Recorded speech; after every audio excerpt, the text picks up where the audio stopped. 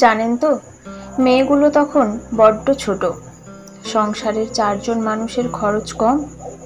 2 মেয়ে সবে বড় হচ্ছে একটু একটু করে।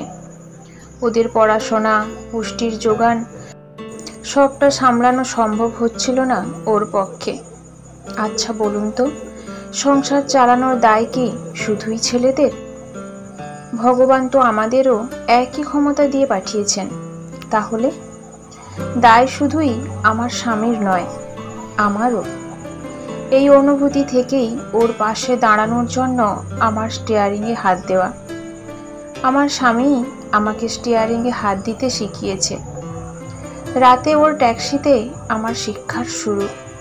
ওই বুঝিয়েছে, একজন পুরুষ যদি ট্রাফিক মেনে, নিয়ম মেনে মানুষদের সময় মতো গন্তব্যে পৌঁছে দিতে পারে, তুমিও পারবে। আমার স্বামী ও পাশে না থাকলে আমার আমি হয়ে হওয়া উঠতো না। কম ঝক্কি পোহাতে হয়েছে। পরিচিতিরাই আমাকে নিয়ে লজ্জায় পড়েছে। আমি যে ওদের পরিচিত বলতে লজ্জা পেয়েছে। কিন্তু আমার স্বামী বলেছিলেন, লজ্জা পেও না, এগিয়ে যাও নিজের লক্ষ্যে। মনে রাখবে, জয় হবে তোমার যখন দেখবে মেয়েরা তোমার মতো লড়াকু হয়েছে। মাকে দেখে শিখেছে যে মেয়েরা সব পারে। এটুকু বলেই বড্ড হাঁপাচ্ছিলেন মানুষটি। আসলে দুর্বলতা থেকে নয়, আবেগে এই হাঁপ ধরা। আবেগ তো হবেই। বাস স্ট্যান্ড থেকে স্টিয়ারিং ঘুরিয়ে যখন বাসটাকে বের করেন, আগে মুখটা লুকিয়ে রাখতেন, পাছে কেউ দেখে নেয়। কিন্তু এখন বাস ড্রাইভারের সিটটাতে মেরুদণ্ড সোজা করে বসেন। কারণ দুটো, এক তো গর্ব, আর এক হলো সত্য। সত্যের পথ ধরে এগিয়ে গেলে এমন আত্মবিশ্বাস বোধ হয় আসে মানুষের। প্রথম প্রথম বাস প্রায় ফাঁকাই থাকতো, ভরসা পেতেন না মানুষজন। কিন্তু গন্তব্যে পৌঁছে গিয়ে তাদের চোখেই আমার জন্য সম্মান দেখেছিলাম। প্রথম প্রথম বাকি যারা পুরুষ ড্রাইভার ছিলেন কিছুতেই আমাকে মেনে নিতে পারেননি। কয়েকদিন বাস নিয়ে বেরোতে পারিনি। কি সাংঘাতিক ভয় লাগতো।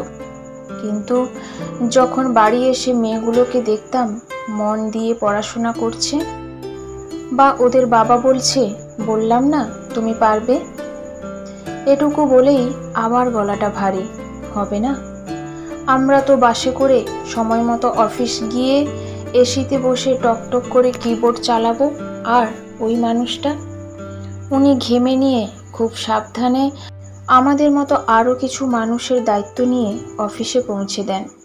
স্যালুট। এখনকার যা বাজার দর, সংসারে সবার সমান ভাগ না থাকলে সামলানো মুশকিল। তাই এরকম পরিস্থিতিতে থাকলে একদম ভয় পাবেন না।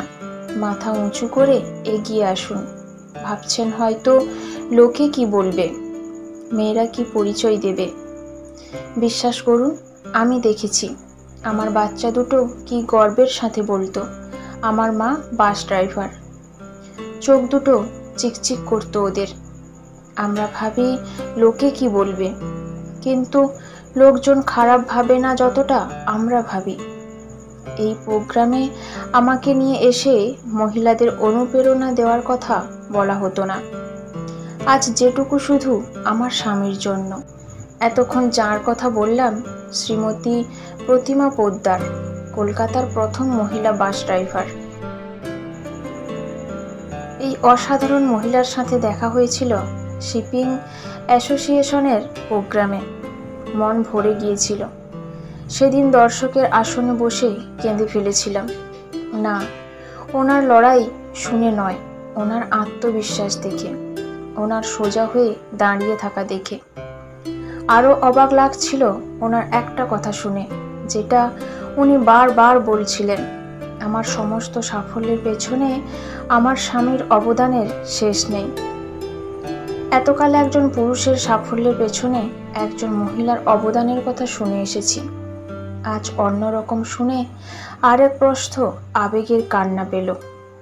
ভালো থাকবেন। এভাবে অনেকের অনুপ্রেরণা হন।